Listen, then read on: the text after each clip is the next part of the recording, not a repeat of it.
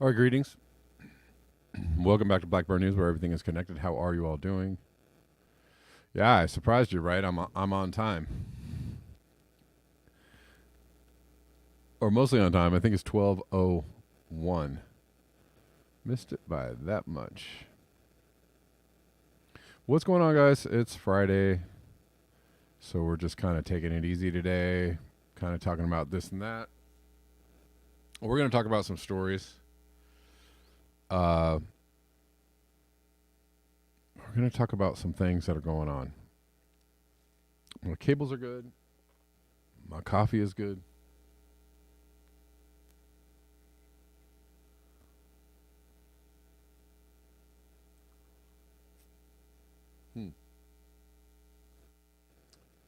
Yeah, I don't know. I don't know why there would be an echo. Anyways, how are you? Obsolete Optics says Britain is having a 9/11 every 2 weeks. Is that excess deaths? Is that what's happening? It is Friday the 13th. It is. Be careful crossing the street. Don't get hit by any buses.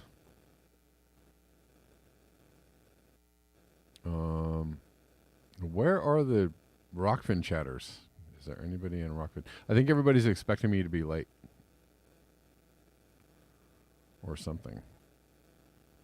Or maybe it's just a Friday. I think everybody's expecting me to be late. And that's my own damn fault.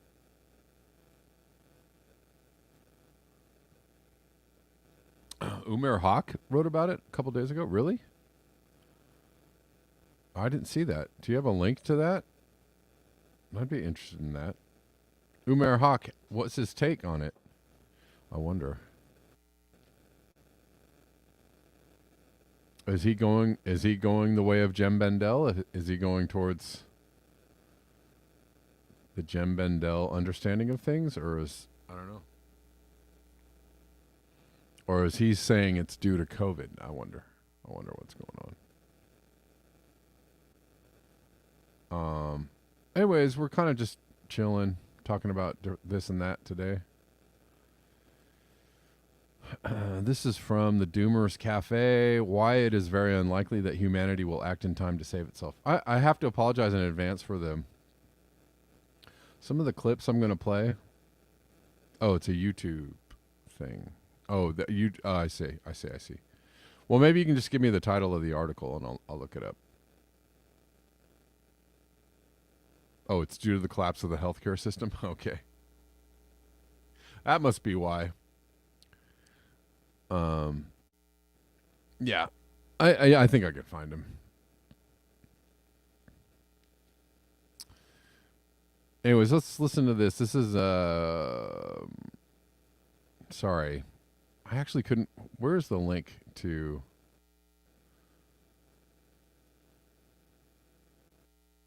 Oh, it's Bill Reese, Emeritus Professor of Ecology at UBC, interviewed by Nate Hagens. And nobody in this Twitter thread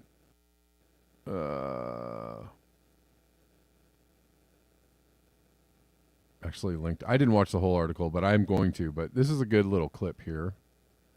Bill Reese. Hold on one second. Let's try and make this a little better. A little much. Did you watch that, Poppy? Oh. Is that the link? Human love solidarity? Is that it? Anyways, I didn't watch the whole thing because I just saw this right before the show, but I'm gonna watch the whole thing. But kind of just spelling out why it is very unlikely that humanity will act in time to save itself. All right. Nations in the world ever have systems ecology language and in politicians talking about the things you're talking about today? Will that ever happen? I don't believe it will, Nate. Listen, we are embedded in a culture that has a set of beliefs, values, assumptions, and narratives that have largely been socially constructed during an era of abundance. You and I have lived through an era of unprecedented abundance, during which a whole set of completely unrealistic and false assumptions didn't matter. Even if they were wrong, it didn't matter. And so we have acquired an incredible cultural momentum such that it becomes almost impossible to start even here where we have the resources to do so. To make matters worse, we've spread this set of beliefs, values, and assumptions to the entire world. So we've created a set of human expectations that they too can follow in these trends. By the way, they feel absolutely that they have the right to do so and condemn us for not allowing them to do so. And by the way, they're correct. They're absolutely right in this. There's no moral reason why they shouldn't be allowed to follow the tracks that we followed. We didn't pay any attention to the constraints. Why should they? So I guess I see what we could do is completely separate from what we will do. Yeah, I can't wait to actually watch the whole thing because that, looks like a good.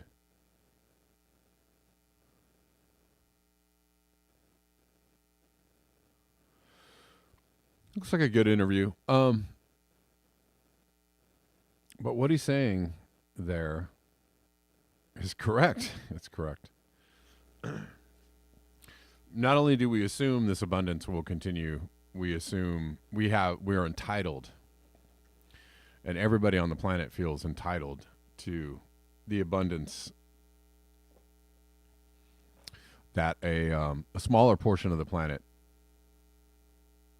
has already enjoyed, right? So, and it's part of the reason why people are so, I get mad at people that don't want to understand climate change or climate science. I get upset about it, but a lot of people don't want to come to grips with the fact that, whether or not Klaus Schwab is going to take it away from you or not is going to get taken away from you. And that's the reality of it. And people don't want to really understand that reality. That's why they're mad at Klaus Schwab or the WEF. I'm not saying that I like them. I'm not saying like, oh, their ideas are great, I support them. That's not what I'm saying. But why people are mad at Klaus Schwab, if they actually understood climate change and climate science, they'd go, well, I don't like that guy, but, I don't think his answers are the right answers for sure. But things are going to get kind of crazy, right? Compared to what we expect. It, also, I don't know why this random thought comes to mind. If anybody knows who David Sedaris is, I mean, I think he's a pretty big shit lib these days, but back in the day, he was like a kind of a funny NPR writer, and he was something of a comic writer. David Sedaris, and his stuff is funny. But he had a lot of little bits about how his parents had lived through the Depression and how they would like save food to extreme, extents. They'd save old banana. His mom would save a banana in her purse for like 3 weeks. And it was like, ha ha ha. Right. And it's easy to, is my chat not working in the, hold on one second. Let me refresh Rockfin and see if the chat is working. I feel like the chat is just not working in Rockfin. Yes, now there it is. I see that it is working.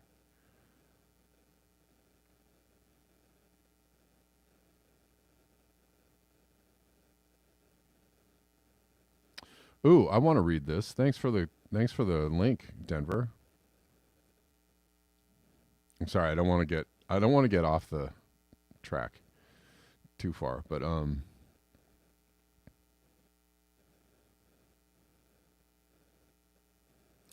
if anybody has noticed the lack of eggs, the expensiveness of eggs lately, it is a wonder to behold.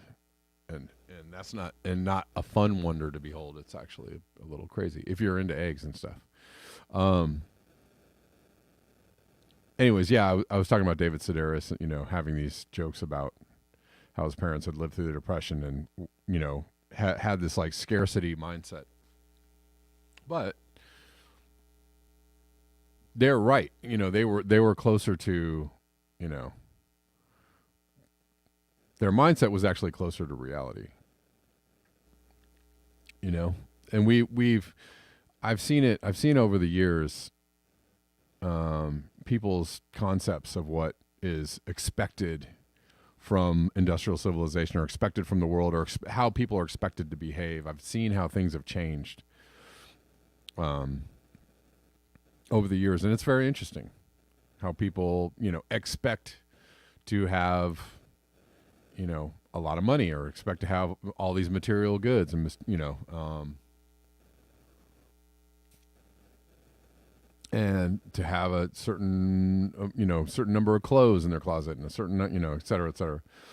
It has changed though in the recent years, right? In the last like maybe 5 or 10 years, people have started to come around to the idea that our days of scarcity and lack may be actually upon us once again, right? So they've started to, people are starting to see the problems with consumer culture. Oh, I'm sorry, Rockfinners. I have to go live again.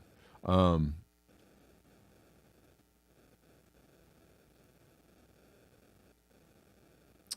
want to get to the egg discussion because it is interesting.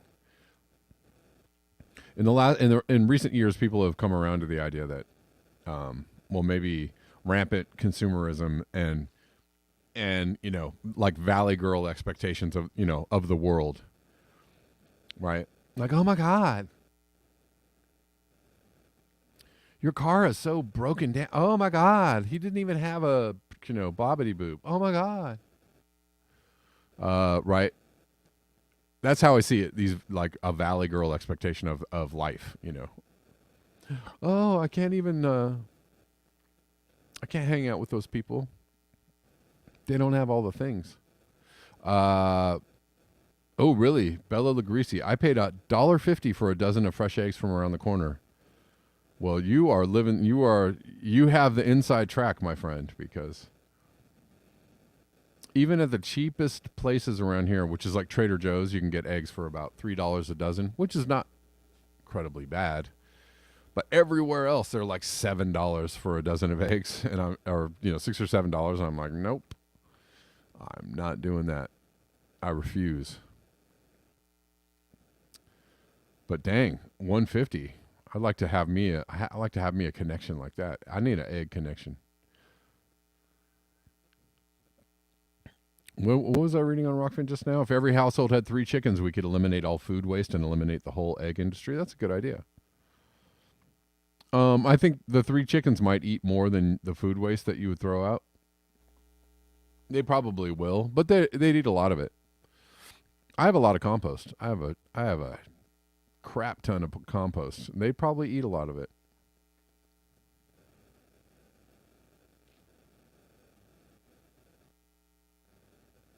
But it's not a bad idea to be self-sustaining.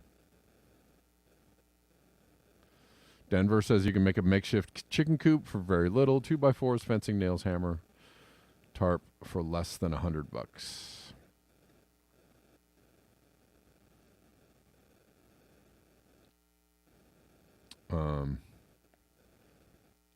I guess the one thing Denver you'd have to plan for is predators. If you have like foxes, coyotes, would other, like raccoons get to the chickens? I don't know. I don't know about raccoons. I don't know if they'd mess up a chicken or not. But you'd have to plan for predators that could get into the hen house and get them chickens. That would be the one thing.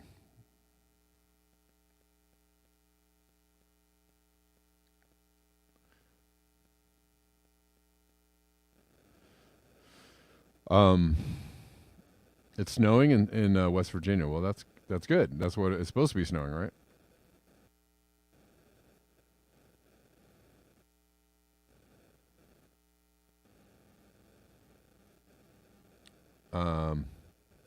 But yeah, we expect we live.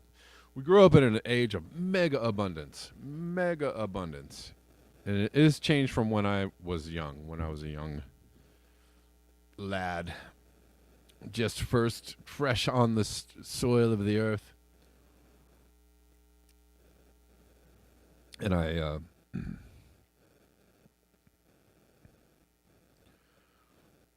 when things were different, even 50 years ago. Anyways, I thought that was an interesting little clip. Maybe you watch the whole video. Maybe I'll bring back some other clips from that video. I don't know. There's a sinkhole in San Mateo. A sinkhole, I say.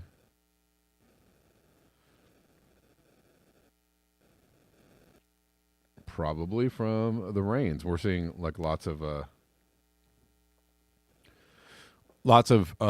issues arising from all the rains that we've had. And we're going to get some more. We're getting more tomorrow. We're getting more Monday. We'll see how heavy it is. I don't know. Judy Truitt says, raccoons got 2 of my chickens. I had to raccoon-proof their house. One chicken was stealing a nest, and a raccoon found it before I... Oh, stealing a nest? Found it before I did, yeah. You have an electric fence, Max RJ? Yeah, that might be the way to go. Yeah, I wouldn't mind having some chickens. I just need to...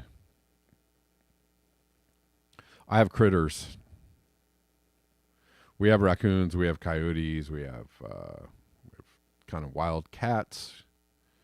I'd have to make sure that they couldn't get in there.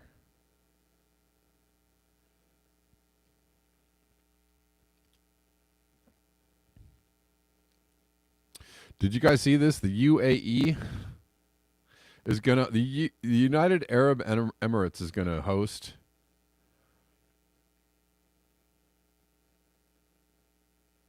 the United Arab Emirates is gonna host COP28. COP28. We want to put these climate conferences right in the oil making nations because, first of all, the location is a little weird. Is it like saying they care? Oh, we're going to host the climate conference. That means we care. And they're going to put the Abu Dhabi oil chief as the president of the COP28. If you thought it wasn't stealing a nest means hide their eggs. Okay.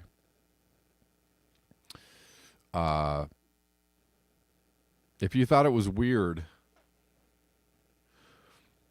that Coca-Cola sponsored the last COP27 and that there were all kinds of oil lobbyists there and right, and they have the oil people have their fingers pretty firmly in the pie. What are we going to do? Well, you ain't doing anything that threatens us, that's for sure. And they're like, and everybody at the conference is like, I guess we're not going to do anything, right?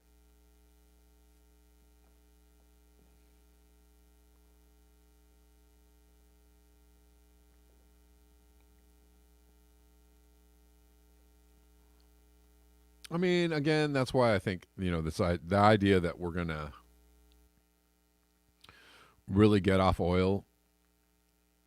For one thing, we're not getting off oil. For one thing, nothing about the way that everybody is operating on the planet Earth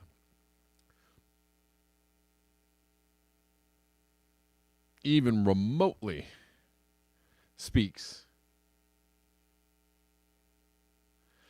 to us getting off of oil. Like, it ain't gonna happen, right? We're not really gonna make that jump, right? As Bill Reese said, we're not gonna do it. So the idea, Phantomas, I see you. I'm gonna take your call. The idea that we're gonna, do some, climate lockdowns and climate actions, and maybe that'll happen, but I just it's just a dumb idea, right? The idea that is actually going to transpire it ain't gonna happen. It's just not gonna happen. People are gonna resist. They're gonna revolt. Nobody will like it. It's not gonna happen. And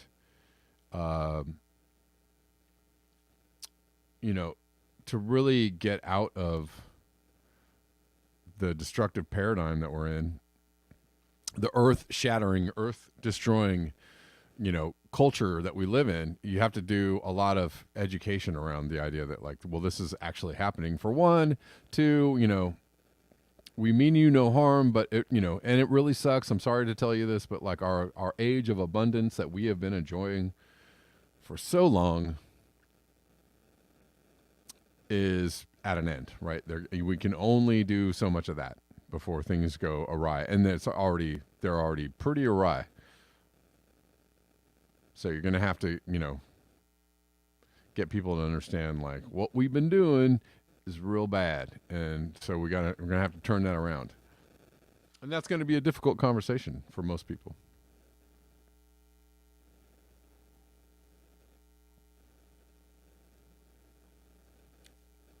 But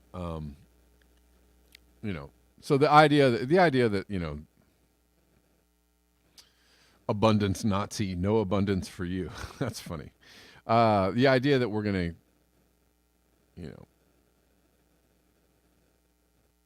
I just don't see it happening. All right, Phantomas, how you doing?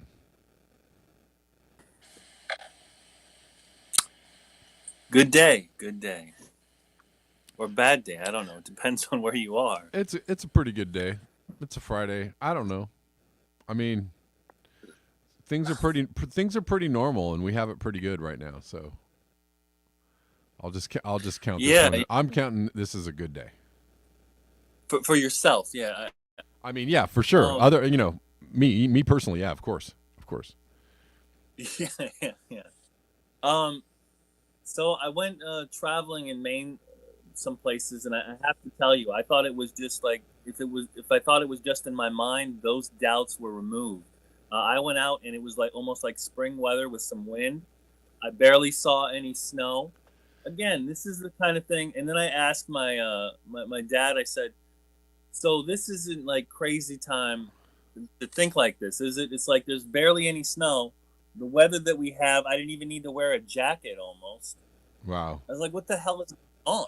I mean, this is so crazy. I don't even know how to weigh it on a scale. Right. It's wrong, right? It's very, that it's wrong. Yes, it's wrong. I mean, January. I mean, and that's the thing about it. Your mind is so warped because you get used to these patterns. And we talked about the whole how the weather world they measure it through the accumulation of snow per year, and they say, oh, we're getting 60, 70 inches this year. But again, you go week by week, day by day, and you see where the snow levels are. And then you look at all around you and you're like, this isn't normal. Why is no one really sounding the alarm, I guess? Right. Well, I guess because collectively we really don't want to look at it. I think collectively there is a resistance.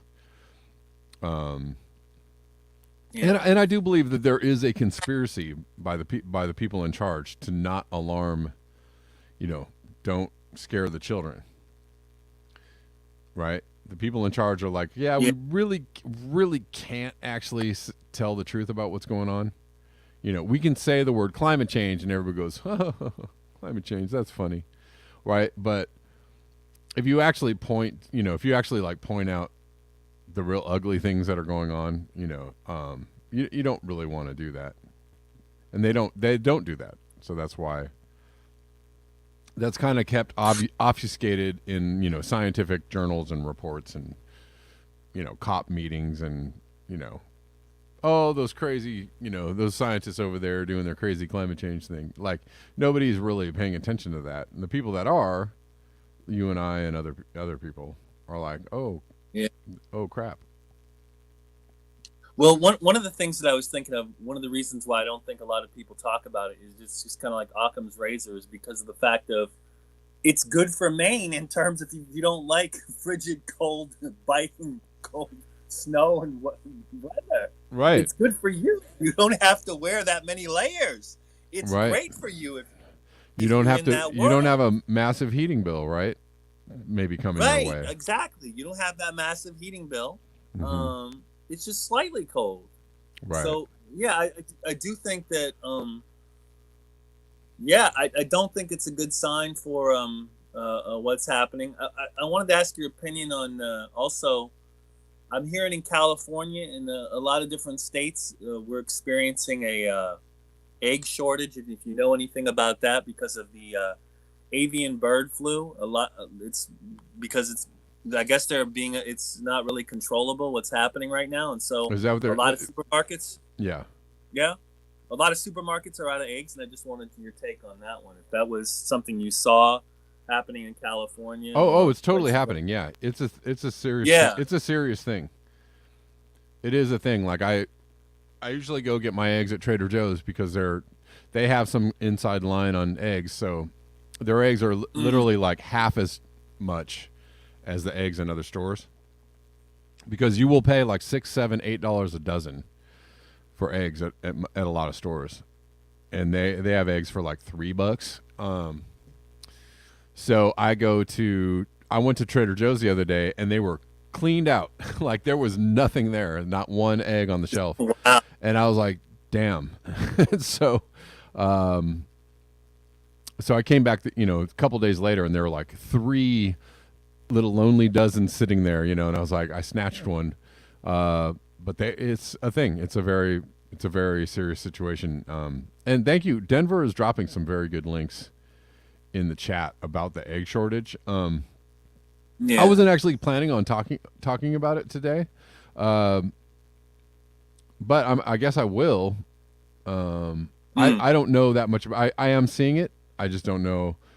I am seeing that the excuse or the reason is that there's a avian flu and they've had to destroy a lot of birds, and that's why that's happening. A lot of people think that might be not. That story might be made up. That there's an intentional squeezing of supplies in order to kind of jack people, and maybe because it's not just eggs that are expensive and rare. There's a lot of other things. I mean, it's prices for food are crazy, like really, like just insane. Like I buy a lot of oats, and I'm probably gonna have to look for a new place to get oats because what used to be about $3 for a thing of oats is now doubled. Now it's like it's either $6 or $7 for the same thing of oats. So it's like that's 100% inflation. Like, and it's like everything you're buying is 100% inflation. It starts to get a little scary, right? Because you're like, Yeah. dang, I don't know where's this going. Like, how am I going to afford to buy food? Like if you're not willing to plunk down $1,000 a month for food or whatever, just from the store, like where is this going? It starts to get a little wild. Well, this goes back to what me and you, Kev, when I brought up the fact that we need to start thinking about the world of community. And I was watching someone on a TikTok live. He lives in a treehouse, Kev. I'm not kidding you. The guy lives in a treehouse, and he has a stove inside his treehouse. Okay. And he's broadcasting on his cell phone, and he's talking about like why he decided to move. He was from Boston. He's a fascinating guy, and he explains like, yeah, anybody can come up here to live, and he explained like the process and stuff like that. But that that has me thinking that way because it's clear we're not getting off that train. No pun intended. We're not getting off any train. We're not getting off any plane, off any bus. So the point is this: is we really should start to prepare now. That Yes. doesn't mean like a doomer prepare, but what it means is build a community and structure because it's clear that a lot of these avenues are going to be cut away from us, especially a lot of the poor and even the middle class as well. If you believe in that myth, I mean, it's going to be the middle, anyone that doesn't have like a seven figure salary or something like that. And that's where I think we're headed as a people. Yeah. It's gonna look like Octavia Butler's Parable of the Sower. Yeah, and the other thing. Yeah. Yeah, and the other thing I wanted to mention because I wanted to mention this because I think it's important is the passing of Jeff Beck, who's probably one of the greatest musicians of all time. I remember playing his Fused album. I'm sure you remember playing like a lot of his stuff, a lot of his early stuff, even stuff with Rod Stewart, or you heard in the background someplace like that. He played on everybody's record. He was an amazing player. Yeah. And the other thing I wanted to mention because I don't know if you know the cause of his death. Did you know about that? No, I didn't. I actually didn't. I just saw it like this morning, or was it late last night? I just saw it and I was like, well, first of all, a friend of mine posted a clip of him playing.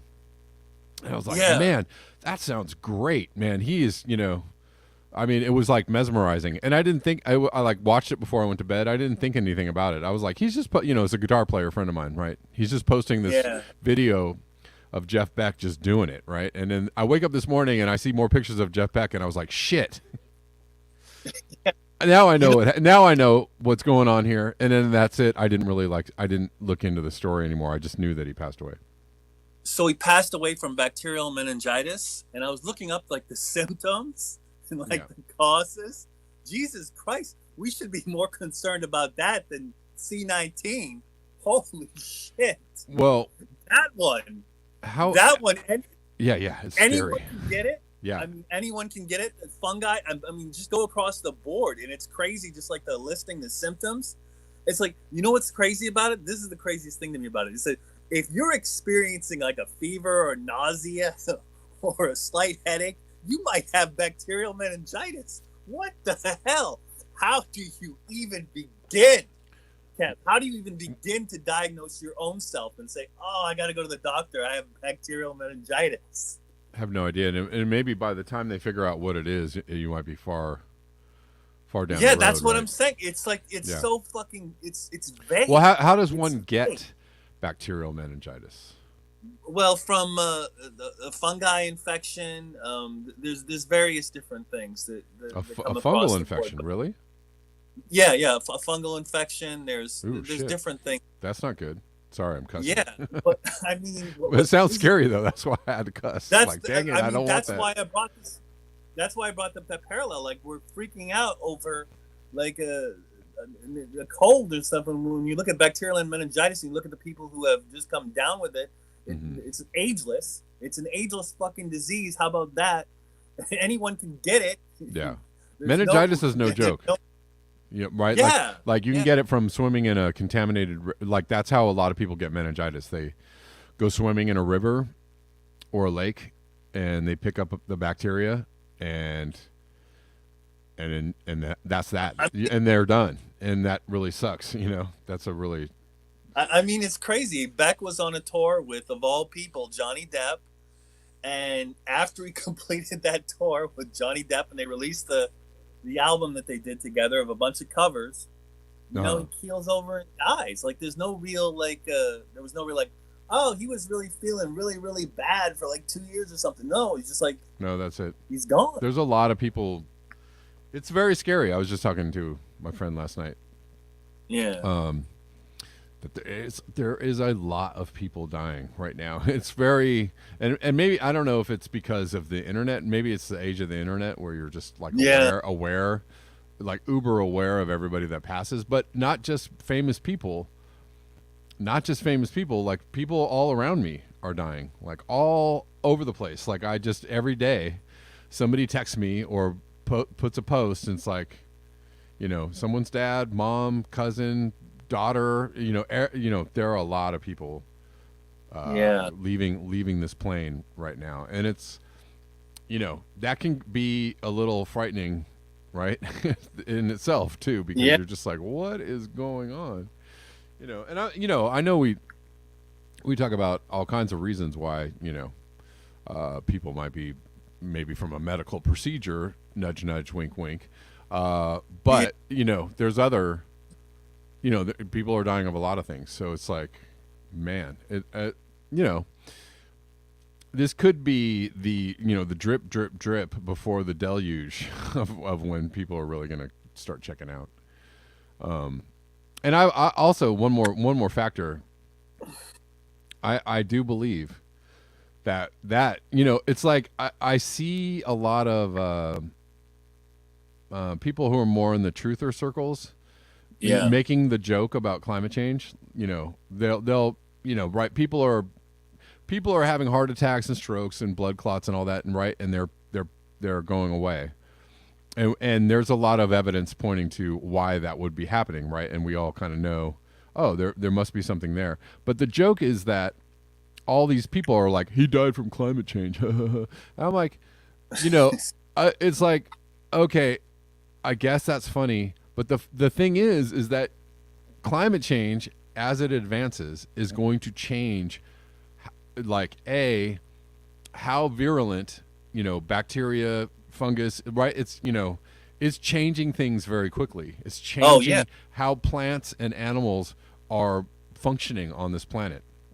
And it's going to change how we function on this planet because, as we come into contact with the daily bacteria and fungi and all the things that we generally do, because of climate change, it's going to change like how those things act and how our bodies react to those things.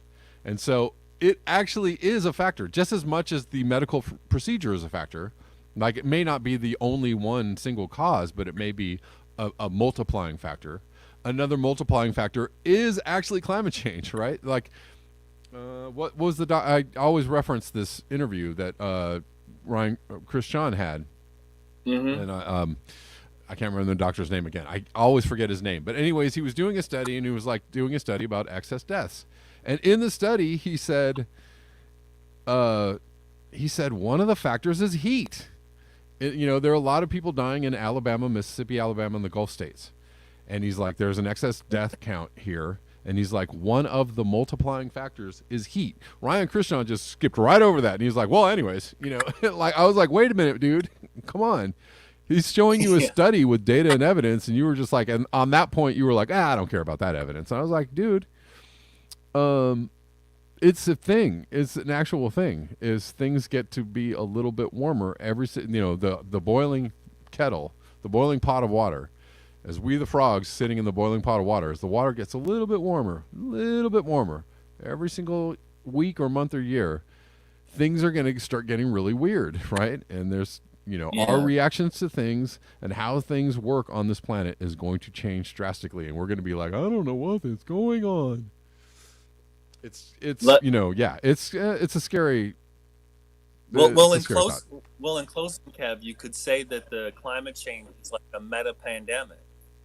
Yeah, it's beyond anything of any disease that you could create in a lab. It's all of that in one. It's a gigantic soup that perpetual soup you'll never be able to stop. Right. In terms of all the diseases that you thought you had under control, you don't, because you keep tampering with the temperature. The climate, just everything in general, and all of this is going to come home to roost, basically. Right, and we're slowly, not only with climate change, but also with the pesticides and the glyphosates and the neonicotinoids and the endocrine disruptors, and like we're tampering with so much stuff that we have no idea.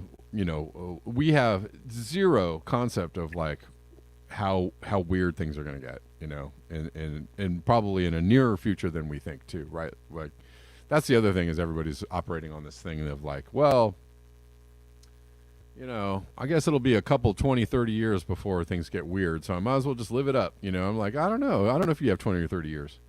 If I want to have 20 or 30 years, I want everybody I know to have 20 or 30 years, but I don't think that we do. Yeah. I think things are going to get really weird a lot sooner than that. Yikes. Anyways, well, thanks, Phantomas. I appreciate that. No problem, Kev. I'll talk to you later, man. All right, take it easy. All right, we're going to take this call from William. What's going on, William? Can you hear me okay, Kev? Yeah. Hello? Oh, Yeah. good. Well, okay, I've been researching ivermectin, and guess what it's effective for? What's that? Bacterial meningitis. Yes. Yeah, awesome. That's good to know. Right, so I put see, there's a disease called I pronounce this correctly, it's strongyloides, which is a parasite infection, and a co-infection to that, it develops a bacterial meningitis. So when they use a combination of antibiotics with ivermectin, they cure that. Mm-hmm. So that's That off ma- of that makes PubMed, total the open sense. access. Yeah. Yeah. So I also wanted to add, I put a string of things that ivermectin is good for, quite amazing. Dark Horse just put up. Can we talk about this now? Are we on the right place to talk about We this? are on Do I have YouTube, to but wait? let's just try and we'll talk around it a little bit. Go for it. Okay. Well, this is a YouTube video that Dark Horse just put out on the mechanisms of ivermectin. So it's Right. in the live chat. I won't discuss it because, whatever. Okay, so that it is on YouTube. They didn't take it down. Not yet. Let's see. And then India, Uttar Pradesh, COVID-19 free, ivermectin 9/2021. So in September, they declared themselves free of COVID using ivermectin. Why didn't we hear about that, right? I mean, maybe you did, I did, but I actually covered it. I covered that on my show. Great. Yeah, because in some states in India they went different directions, just like different states in the U.S. So in some states in India they were passing out early treatment kits for COVID-19, which included ivermectin. And those states, the cases went way down very quickly. And in other states, they did the Democrat move, right, where it's like masks and sequestrations, and they went for other medical procedures, if you know what I'm saying. So they, you know what I'm saying. So they fared far worse. Their cases continued to go up, and they had bigger problems with it. So yeah, totally. Yeah, I heard all about that. Absolutely, and that got suppressed because the World Health Organization agenda, as we know, sponsored by Pfizer, Bill Gates. That's why we didn't hear about a lot of that. Also, the American Journal of Therapeutics did a meta-analysis on 18 different studies. That was August 2021. Found ivermectin effective in all phases of COVID. We didn't hear about that. I mean, I had, and maybe you did, but that's a respectable medical, journal, American Journal of Therapeutics. Then we had Dr. Mobeen with Shankara Chetty, South Africa interview on his protocols for COVID that were very effective. Now here's one for you: ivermectin for cancer. Ooh, yep, right. Yeah, I did. Yeah, yeah. I did hear about that. I heard about that one too. Yep. You did, right? Yeah. Think of all the people who've been suffering with intestinal cancers, all kinds of cancers. This miracle drug derived from what? Soil bacteria. Right. Right? I mean, some Japanese doctor discovered it. I think it was off a golf course or somewhere in place. He found in soil. Wow. And yeah. That's amazing. So it is amazing. So I want to share those things. Oh, and relating it back, to segue back to yesterday when the fellow had called in who was the nurse, he hadn't heard about any of these things, of course. And so obviously he hadn't heard about some of the doctors we were talking about. And that's understandable because the guy's working full time in his field, and he's doing what he's being taught by the intensivists in the emergency room department that rule.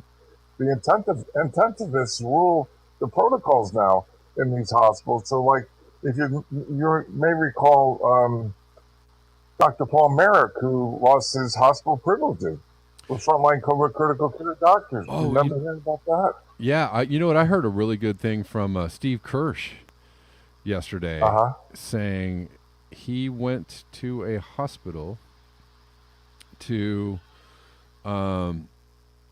he went to go look at their COVID ward, and they wouldn't let Uh-huh. him on the COVID ward. They wouldn't let him in there, and he's like, "Well, can I go outside of the ward and just look in?"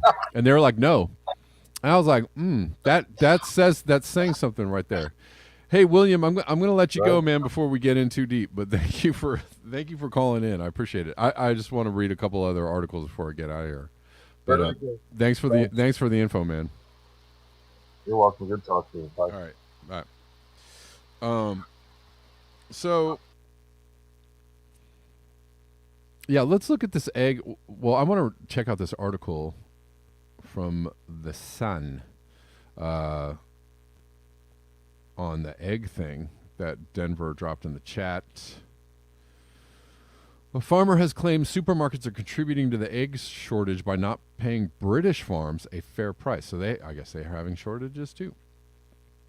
Welsh egg farmer Ian Humphreys said supermarkets are fueling supply chain issues by importing eggs from abroad instead of paying British farmers fairly. Huh. That's an interesting story. So, yeah, I mean, I wonder whether this egg shortage is, I have questions. I'm taking what they're saying at face value because I have not a lot of other information about what is really going on. I don't have like super rock solid information about what's going on, but so you have to, but I am taking in other ideas about what's happening. So Asda confirmed to the Sun that shoppers can only purchase 2 packs of eggs each at all of its 630 stores across the country, and shoppers have spotted signs at one little store warning customers they can only buy 3 each. Meanwhile, Tesco and Sainsbury's have warned customers they are having supply issues. It comes after the Sun exclusively revealed that Britain's biggest supermarkets were bracing for egg rationing due to supply issues, partly because of an outbreak of bird flu. But in a video posted on Twitter, the Welsh farmer said the shortage isn't just down to bird flu. It's not only that. He claims that supermarkets aren't paying British farmers a fair price and are instead choosing to import their eggs from countries like Italy. It comes at a time when farmers are facing soaring production costs, too, due to rising energy bills and soaring prices of essentials such as fertilizer and animal feed. Speaking in the video, Ian said they have now decided to import eggs from Italy. I've got no problem with the Italian farming or Italian egg industry, nothing at all, but we have the infrastructure in the UK to be producing these eggs. What do you guys think? You think this is going on, in the States as well? I don't know. Does anybody have an inside track on egg production and avian flu and what is really happening with that? I wonder how easy it is to get the real story on what's really going on with the eggs and shortages of other things. Scott Andrews said, in the chat, just now, the all over supply chain issue and expensiveness of food, the inflation of food prices is, it makes you wonder, doesn't it? It makes you think. Again, climate change will be. It may, I'm sure that it already is on some levels, but will also be a multiplying factor in that.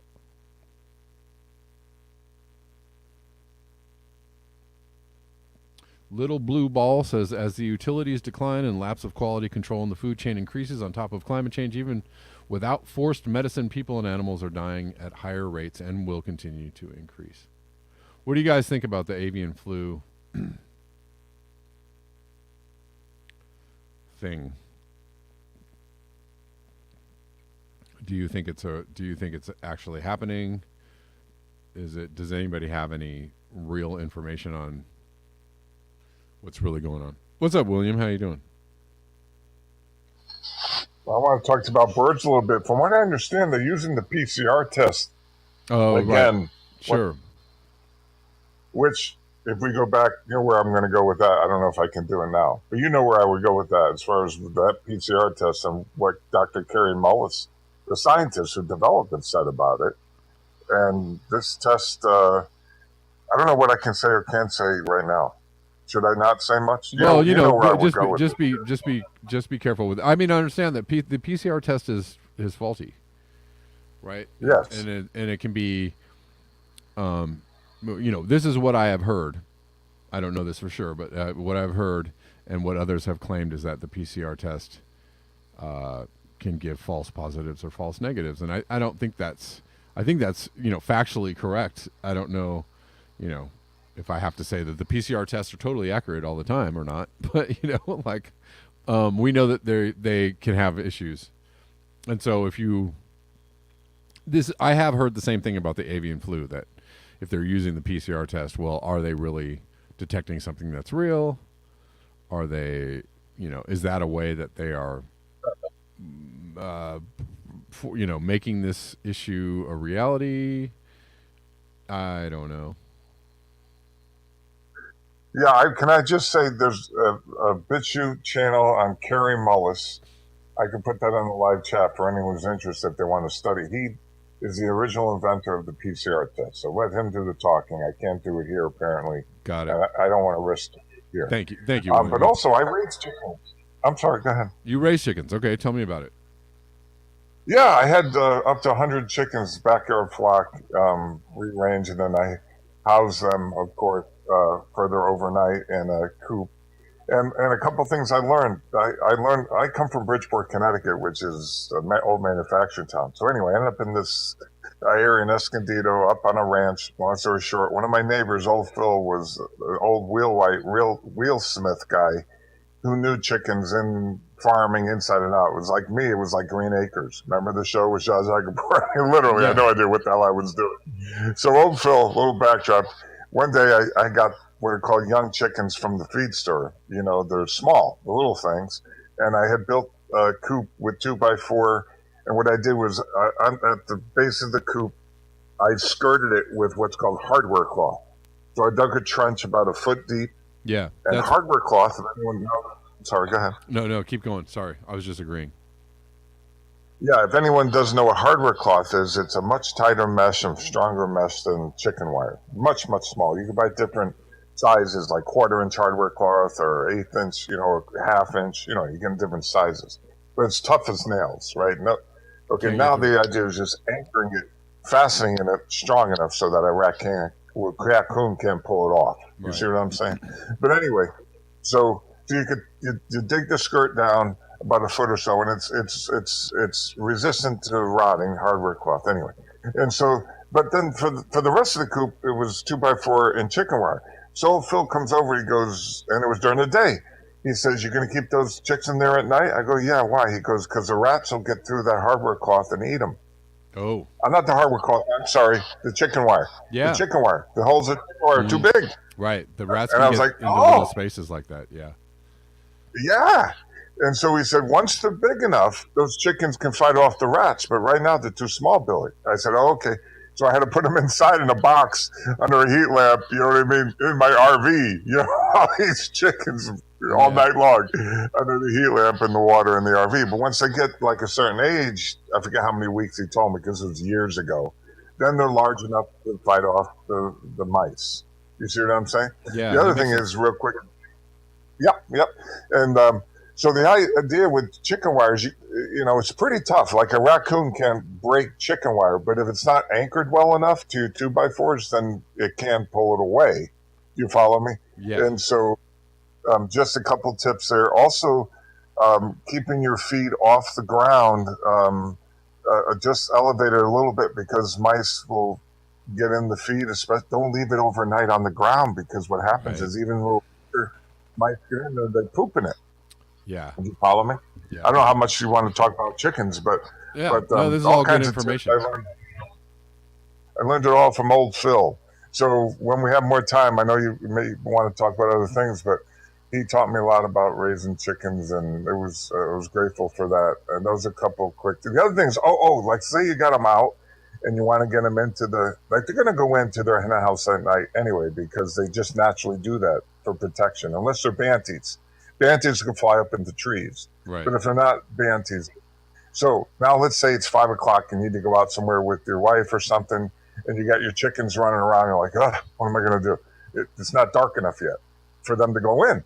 So what you can do is 2 long lengths of PVC pipe, and you hold them one in each hand, so you kind of have like a V. You see what I'm saying? And you just kind of you, you can hurt them right We'll just inside scoop them that in way. there. Yeah. Yeah. That's yeah. You just kind of it worked. Makes I sense. could have. I said, no, how's that going to work? They can hop right around the PVC pipe, like 3/4 inch. He goes, try it. They won't. They just hurt them right in. Yeah. Anyway, Yeah. Well, thanks for the tips, I'll man. let I you go. appreciate it. Thank you. You're welcome. Bye now. Right on. Yeah, I actually have been thinking about doing the chicken thing myself. I just haven't gotten there yet because this whole nother project. I have just projects and projects and projects and projects. I have like so many projects, and I only have so much time in my life to do the projects. And this channel is one of those projects. So I have to do this channel. Outside of doing this channel and other things,